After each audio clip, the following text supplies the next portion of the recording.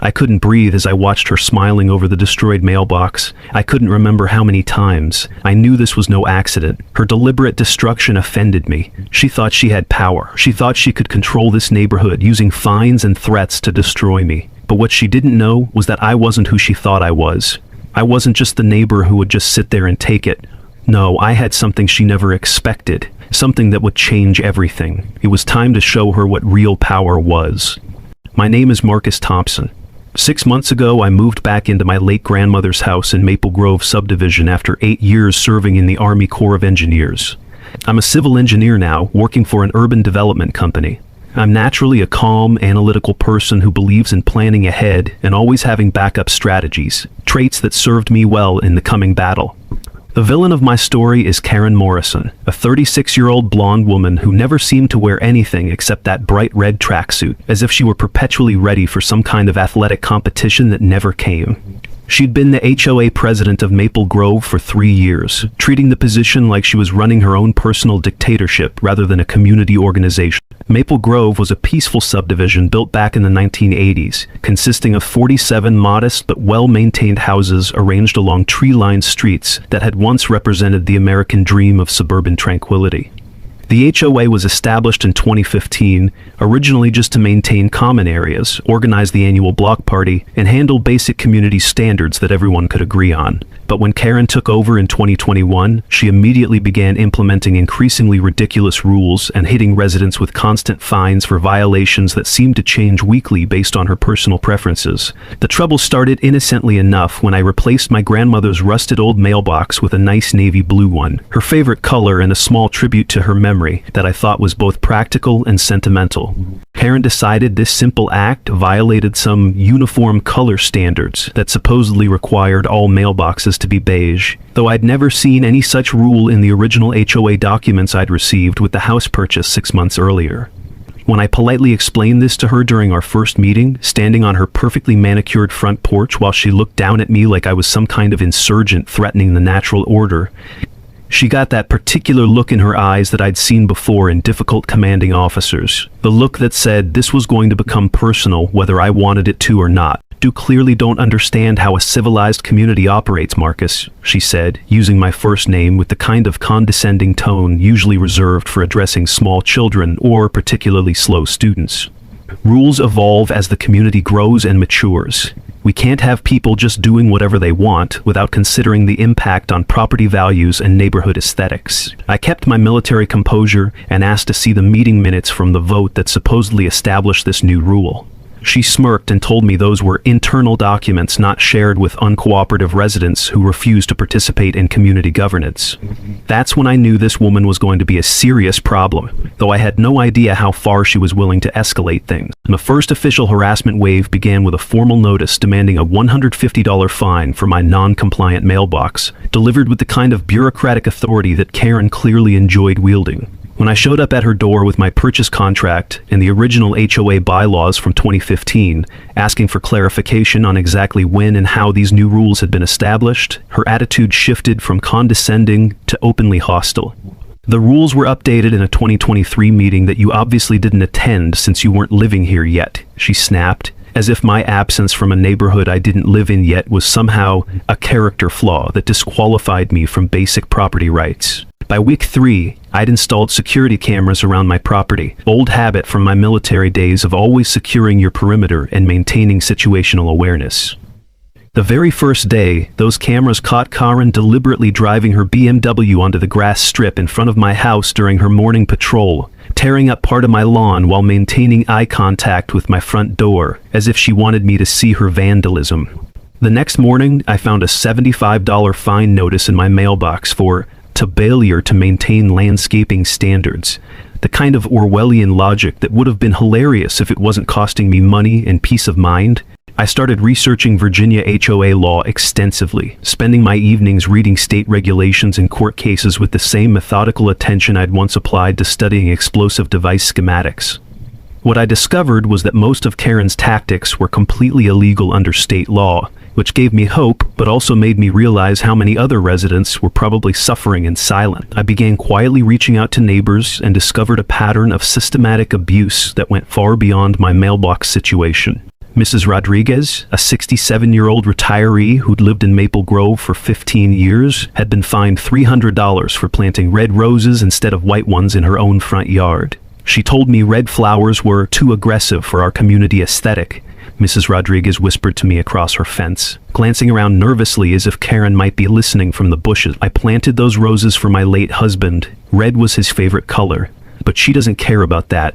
Tom Miller, a mechanic who worked double shifts to support his family, got hit with $200 in fines for parking his pickup truck in his own driveway because Karen claimed it compromised the aesthetic appeal of the streetscape and lowered property values for everyone. When I asked Tom how he planned to fight it, he just shrugged with the defeated expression of someone who'd already given up. What's the point, man? She's got lawyers and time. I've got bills and overtime shifts. Easier to just pay the fine and try to stay invisible. During weeks 5 and 6, Karen escalated to psychological warfare tactics that reminded me of interrogation techniques designed to break down enemy morale through constant low-level stress. She started organizing security patrols every morning at exactly 6:30 a.m., deliberately making as much noise as possible as she walked past my house with her little clipboard, talking loudly on her phone about community safety concerns and residents who don't respect neighborhood standards. She called the city building department multiple times to complain about chemical odors from routine fence maintenance I was doing, which was completely legal and properly permitted, but still resulted in inspector visits that wasted my time and created a paper trail of complaints. The most insidious part of her campaign was how she'd been systematically altering the historical record to justify her arbitrary rules. I discovered she'd been editing the meeting minutes on the HOA website, backdating new regulations and creating fake voting records to make her personal preferences look like community decisions. Using my military intelligence training, I screenshot everything and cross-referenced it with archived versions I found through internet caching services. The digital trail she was leaving would eventually become crucial evidence, though she had no idea how thoroughly I was documenting her every move. Weeks 7 and 8 brought the social isolation campaign, where Karen tried to turn the entire neighborhood against me through a systematic character assassination that was both subtle and vicious. She sent a group email to all residents describing me as uncooperative and demonstrating increasingly aggressive behavior toward community leadership, carefully avoiding specific accusations that could be proven false while creating an atmosphere of suspicion and fear. She organized an emergency meeting about neighborhood security concerns, heavily implying that I posed some kind of physical threat to community safety without actually saying anything actionable. During that meeting, which I secretly recorded since Virginia is a one-party consent state, Karen gave a full presentation with slides and charts about how one non-compliant resident can destroy property values for everyone and create a cascade effect that ruins decades of community building. She showed graphs of property values in other neighborhoods where HOA disputes had allegedly caused market crashes, speaking with the authority of someone presenting intelligence briefings to military commanders. "We have to ask ourselves," she said, looking directly at the few neighbors who'd been friendly to me, "whether we're going to let one person's selfish behavior destroy what we've all worked so hard to build together." Several neighbors who'd been friendly before started avoiding eye contact when they saw me outside, crossing the street or suddenly finding urgent tasks that required them to go back inside when I approached. Karen was systematically poisoning the community against me, but she was also creating a detailed record of defamation and conspiracy that would eventually be used against her in ways she couldn't imagine. The direct sabotage phase began during weeks 9 and 10, when Karen decided that legal harassment wasn't moving fast enough and escalated to actual property destruction. My first replacement mailbox, a sturdy steel model that I'd thought would withstand normal wear and tear, was smashed to pieces overnight with what looked like sledgehammer damage. I installed an even stronger one, reinforced with concrete, and within a week that one was destroyed too, with precision that suggested someone who knew exactly where to hit for maximum structural damage.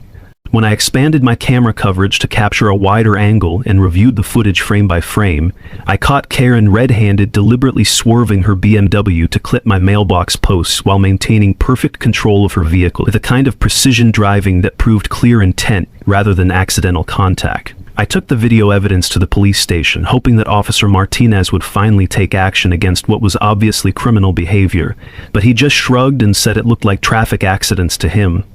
"Could be she's just a bad driver," he suggested, though the footage clearly showed her checking to make sure no one was watching before each impact. The camera angle wasn't quite clear enough to prove intentional destruction beyond reasonable doubt in court, which frustrated me, but also taught me that I needed better evidence collection and a more comprehensive surveillance strategy.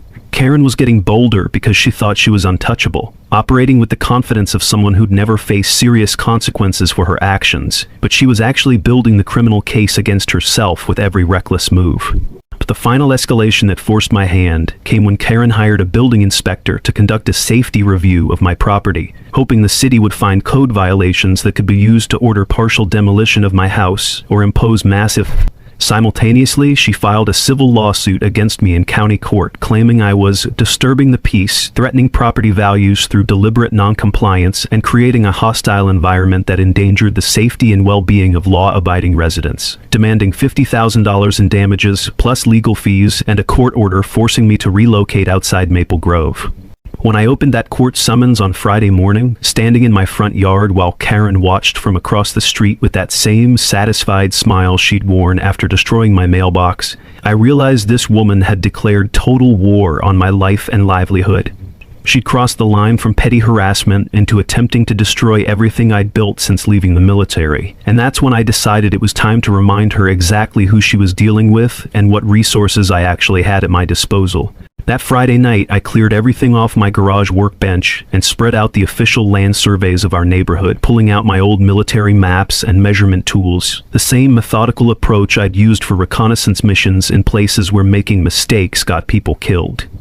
I started doing the kind of thorough intelligence gathering they'd trained me for in the Army, approaching Karen's campaign like a military problem that required systematic analysis and strategic response rather than emotional reaction. The first shocking revelation came when I discovered that the strip of land where my mailbox sat was actually a public right-of-way owned by the city, not private property under HOA jurisdiction. Karen had absolutely no legal authority over that area whatsoever, which meant every fine she'd issued and every demand she'd made was not just wrong, but fraudulent. But the real bombshell came when I dug deeper into the historical property records at the county courthouse, spending hours in dusty filing rooms reviewing documents that dated back to the neighborhood's original development. My grandmother hadn't just been a long-time resident of Maple Grove. She was one of the original developers who founded the neighborhood back in 1982, and according to the incorporation papers, she owned 15% of the shares in the HOA management company itself. Those shares had automatically transferred to me through inheritance, but I'd never bothered to activate my ownership rights or even realize they existed until this moment. Karen had been trying to intimidate and remove someone who was actually her boss in the corporate structure of the organization she thought she controlled. The most unexpected alliance came when I accidentally ran into David Morrison, Karen's husband, at the local coffee shop the following Monday morning.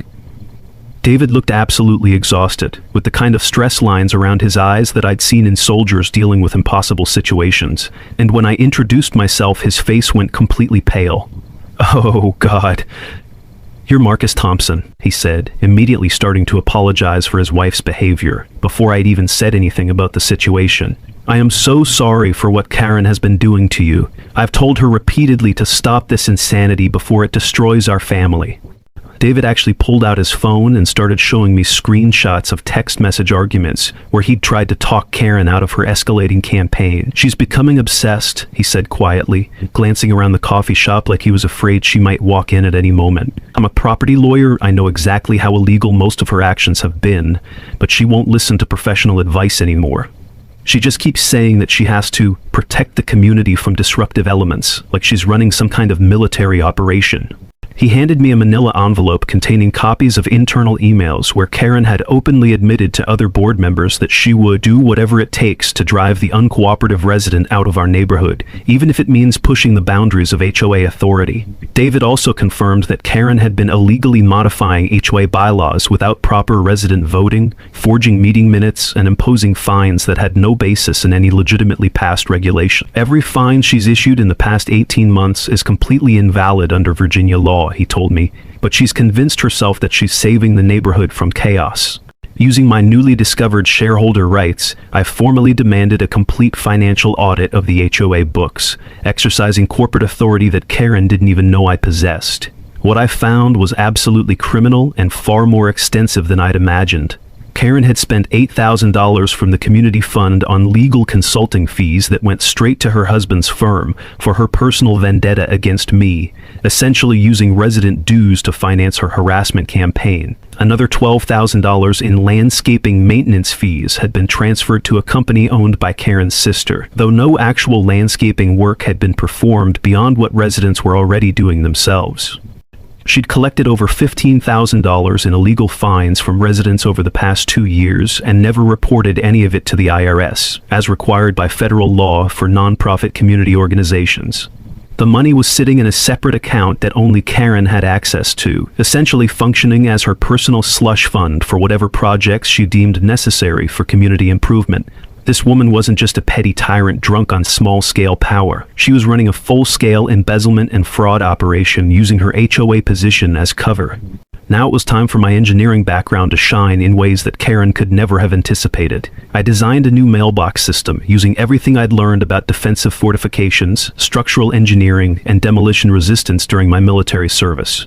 The foundation was a reinforced concrete base extending 4 feet deep and 3 feet wide in all directions, anchored with rebar and industrial-grade cement that would require serious explosives to remove. The post was an 8-inch diameter steel tube with half-inch wall thickness, the kind of material used for bridge construction, anchored deep enough to withstand everything short of a direct missile strike.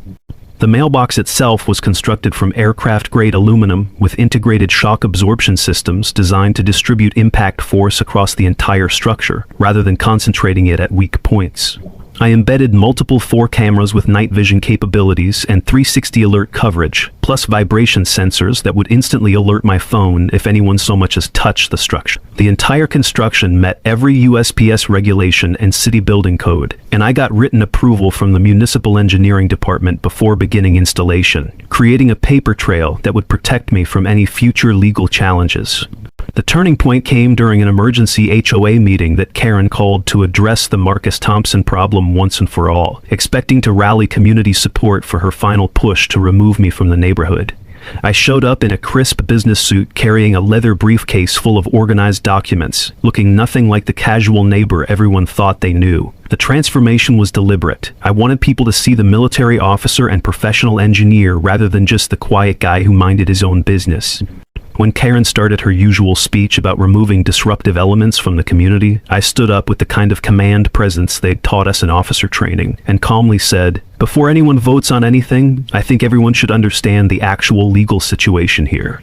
I placed my shareholding documents on the table and explained that I was actually a major owner of the HOA management company, not just some random resident she could push around with made-up rules and arbitrary fines. Then I revealed my military background and mentioned that I'd been systematically documenting every violation of state and federal law for the past 3 months, using intelligence-gathering techniques learned during 8 years of active duty service. I have video evidence, financial records, email communications, and witness statements that establish I said, watching Karen's face turn white as she realized the scope of what I'd been quietly building against her. The room went completely silent as people processed the fact that the quiet guy they'd been avoiding was actually a former Army officer with serious legal training and documentation skills. Karen tried to interrupt, but I continued with the kind of systematic presentation I'd given to military commanders. "Ma'am, you've been operating under the assumption that HOA residents are powerless and ignorant of their rights. That assumption has led you to commit multiple felonies that are now fully documented and ready for prosecution." The public accountability moment arrived on a Sunday afternoon when I organized the largest community meeting in Maple Grove's history, using my military logistics experience to coordinate what was essentially a civilian version of a major briefing. 45 out of 47 households showed up, along with a local news crew I'd contacted about the corruption story, County Commissioner Jennifer Walsh, who I'd reached out to through veteran networking connections, an IRS investigator responding to my detailed fraud complaint, and Officer Martinez with his supervisor to ensure proper law enforcement oversight. I set up the meeting like a military briefing, with a projector, organized timeline of evidence, and systematic presentation of facts that built from simple violations to major crimes. When I introduced myself as Marcus Thompson, former Army major in the Corps of Engineers and 15% owner of this HOA, the atmosphere in the room completely shifted as people realized they were dealing with someone who had both the expertise and authority to back up every claim he was making. I started with the financial crimes, showing side-by-side bank statements that revealed the full scope of Karen's embezzlement scheme in stark black and white numbers that couldn't be disputed or explained away.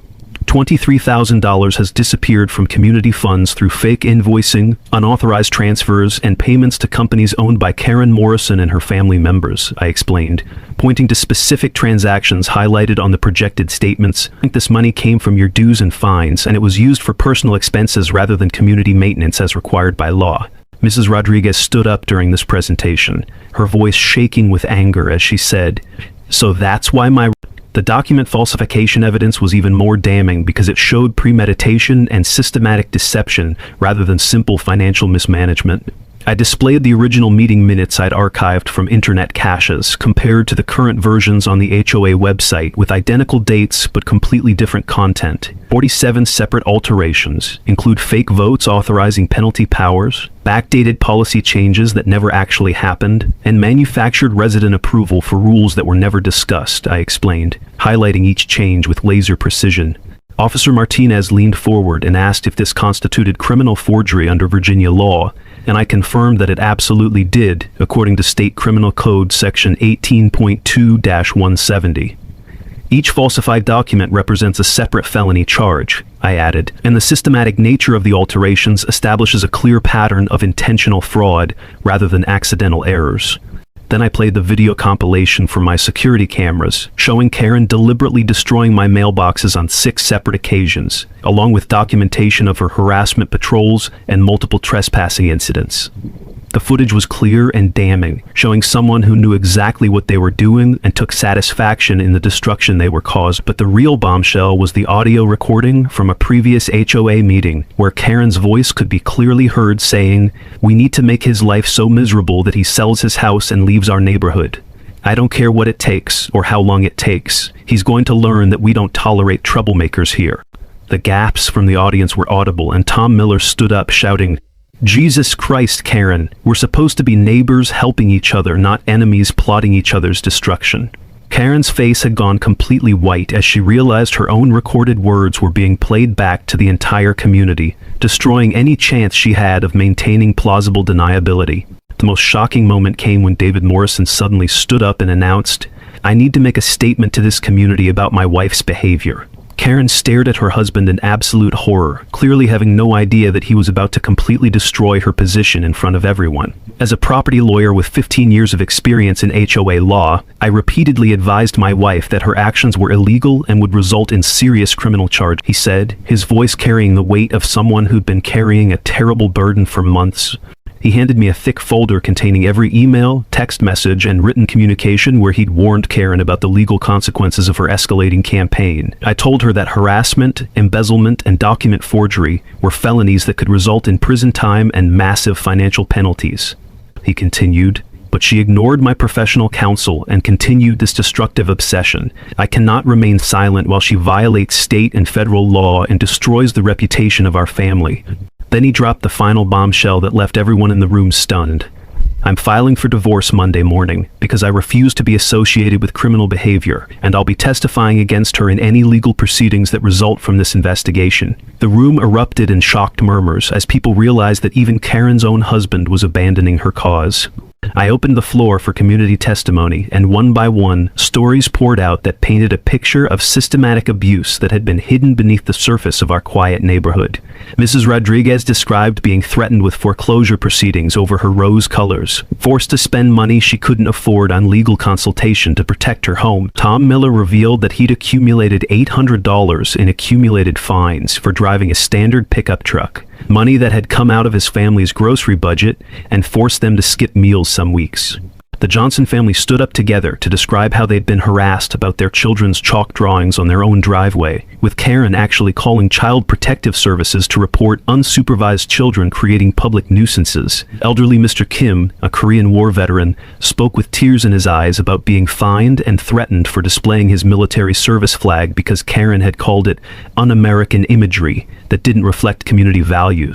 Each story built on the last, creating an overwhelming picture of systematic abuse and intimidation that had turned our neighborhood into a place where people were afraid to express themselves or enjoy their own property.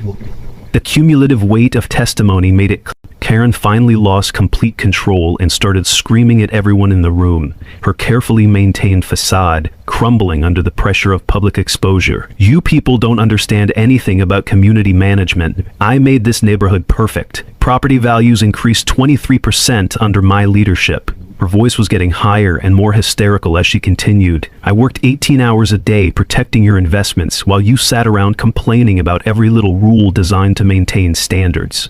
Commissioner Walsh calmly interrupted her meltdown and asked, "Ma'am, at what cost to your community's well-being and legal compliance?" Karen then made the fatal mistake of attacking me personally in front of everyone, pointing her finger at me and shouting, "Marcus Thompson is a military hothead who threatens community safety. He's been plotting against legitimate authority since the day he moved here." I responded with the kind of calm professionalism that made the contrast between us obvious to everyone in the room. "Ma'am, I served 8 years in the United States Army, protecting this country's freedoms, including your freedom to speak your mind right now," I said quietly. "But those freedoms don't include the right to steal money from your neighbors, forge legal documents, or use harassment and intimidation to silence people who disagree with your method." The difference between her hysteria and my measured response made it clear to everyone who the real problem was. Commissioner Walsh supervised the emergency recall vote that removed Karen as HOA president by an overwhelming margin of 44 yes votes to 1 no vote with 2 abstentions. The vote to remove the entire current board was equally decisive, and I was elected as interim president with Mrs. Rodriguez as treasurer and Tom Miller as secretary. When the local news reporter asked me what message I had for other communities dealing with similar HOA abuse, I said, "Document everything with military precision, know your legal rights under state and federal law, and remember that people in elected positions work for you, not the other way around. When they forget that fundamental principle, it's your responsibility to remind them through proper legal channels." As the crowd dispersed and people began talking excitedly about finally being free from Karen's reign of terror, she tried one last, desperate intimidation attempt. Walking up to me with shaking, I looked her directly in the eyes and replied with military calm, "Yes, ma'am, it is completely over. Officer Martinez will escort you off HOA property, and you're banned from returning pending the outcome of criminal investigations." Karen stormed out to face news cameras and shouting neighbors, refusing all requests for comment as her red BMW disappeared around the corner for the last time. 2 weeks later, the legal consequences for Karen were swift, comprehensive, and exactly what she deserved after months of systematic abuse. She faced multiple criminal charges, including forgery of public documents and embezzlement of community funds, totaling over $15,000, charges that qualified as felony-level offenses under Virginia state law with potential prison sentences. The IRS investigation resulted in a $47,000 penalty assessment for tax evasion related to unreported HOA income, plus interest and additional fines that would follow her for years. I joined with 12 other neighbors to file a comprehensive civil lawsuit seeking damages for harassment, intentional infliction of emotional distress, and interference with property rights, with total damages exceeding $100,000. Her husband David followed through on his divorce threat immediately, filing papers that cited irreconcilable differences and ongoing criminal behavior as grounds for immediate separation and division of assets. Karen's response to legal accountability was a series of public meltdowns that only made her situation worse. She posted lengthy rants on social media accusing me of military intimidation tactics and organizing a communist takeover of American suburban values, statements that were immediately screenshot and preserved as evidence of her continued harassment and unstable mental state. Every post she made was forwarded to prosecutors and used to demonstrate that she posed an ongoing threat to community safety.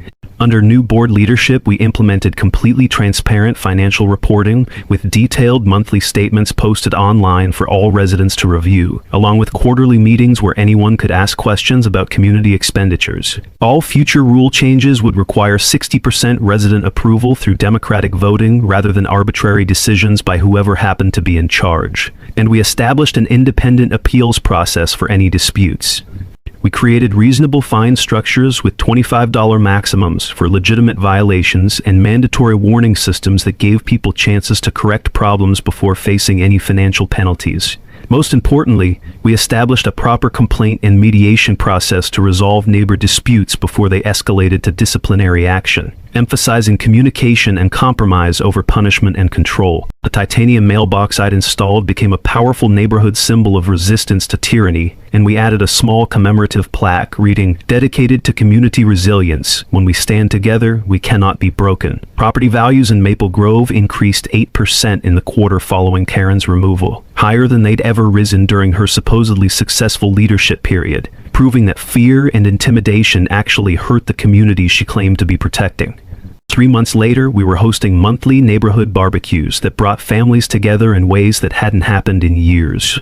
Mrs. Rodriguez launched a community garden project where everyone could plant whatever flowers they wanted in whatever colors made them happy, turning our common areas into a celebration of diversity rather than enforcement. We organized a children's chalk art festival that covered every sidewalk in the neighborhood with colorful drawings, and established veterans appreciation events that honored the 6 military families living in Maple Grove. The story gained national attention when local media coverage led to an investigative series about HOA abuse that featured Maple Grove as a success story of community organizing and legal resistance. The National HOA Reform Organization invited me to speak at conferences around the country about effective strategies for dealing with corrupt community leadership, though I accepted reluctantly since I'd never wanted to become a public figure.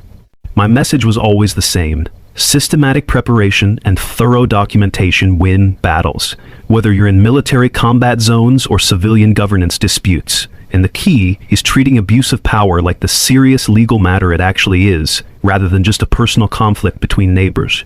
I eventually started a consulting firm called Community Defense Solutions to help other neighborhoods organize resistance to similar situations, combining legal expertise with military strategic planning and conflict resolution techniques. A year later, Karen had completed 6 months of court-ordered community service as part of her plea agreement for embezzlement charges, but she remained banned from entering Maple Grove under a permanent restraining order that would be enforced by local police. She'd lost her house in the divorce settlement and moved to a small apartment 15 miles away, forced to rebuild her entire life after destroying the community she claimed to be protecting. Surprisingly, she eventually wrote me a handwritten letter, apologizing for her behavior and explaining that months of mandatory therapy had helped her understand that she'd used HOA power to control feelings of personal inadequacy and fear of change that had nothing to do with actual community management. The board voted to accept her apology while maintaining the restraining order for everyone's continued safety and peace of mind. I found new purpose beyond my military service when I was elected county supervisor on a platform of transparency and accountability in local government, using the skills I'd developed fighting Karen's corruption to address larger systemic problems in our region. 2 years after the mailbox war ended, I was standing in my front yard with Dr. Lisa Park, a community counselor who'd helped several neighbors recover from what we half-jokingly called Karen trauma, and our newborn daughter Emily. But the titanium mailbox still gleamed in the afternoon sun like a monument to the power of standing up to bullies, now surrounded by Mrs. Rodriguez's rainbow garden of roses and children's chalk art covering every inch of sidewalk. When a young family moved into Karen's old house, looking nervous about potential HOA restrictions, I walked over with a plate of Lisa's homemade cookies and told them, "Welcome to Maple Grove. If you ever have problems with anything, just let us know. We believe in taking care of each other here." Because the strongest defense against tyranny isn't walls or weapons. It's a community that stands together and refuses to let petty dictators destroy what good people have built through cooperation and mutual respect.